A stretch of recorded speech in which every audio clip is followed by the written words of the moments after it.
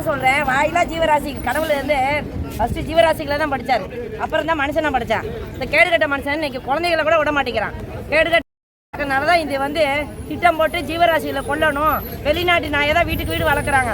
வெளிநாயை எடுத்து வளர்க்குறவங்க தெருநாயை எடுத்து வளர்த்தா இந்த பிரச்சனைக்கே இடம் இருக்காது. அதையும் முத காரணம் அது. இன்னைக்கு வந்து பணக்காரங்க வந்து தெருநாயை வளர்க்குறது அது ஒரு கௌரவமா நினைக்கிறாங்க. வெளிநாட்டு நாயை வளர்க்குறத வந்து நான் என்ன சொல்ல வரேன்னா, பெண் குழந்தைங்களுக்கு பாதுகாப்பு இல்லை, பொம்பளை பிள்ளைங்களை கெடுக்கிறாங்க, கொள்றாங்க. அந்த நாய்களெல்லாம் வெளியே நடமாட விடுறாங்க.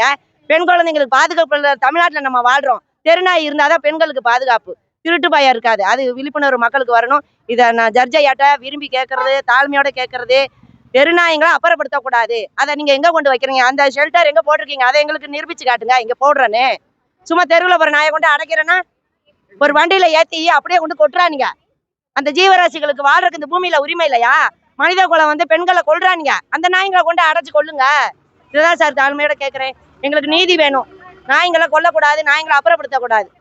அது வந்து முறைப்படி ஐயா வந்து தாழ்மையோட ஜட்ஜையடை தான் கேட்கிறேன். பெண்களுக்கு பாதுகாப்பு இல்லாத சமுதாயத்துல நாங்க வாழ்றோம். அந்த நாய்ங்க தான் பெண்களுக்கு பாதுகாப்பு. நாய்ங்களாலதான் இது இன்னைக்கு எத்தனையோ குழந்தைங்களை வந்து பாருங்க, ஒரு குழந்தையால நாய் காப்பாத்தி இருக்குது. அதனால தெருநாய்களுக்கு வந்து ஆதரவு நாங்க கொடுக்குறோம்.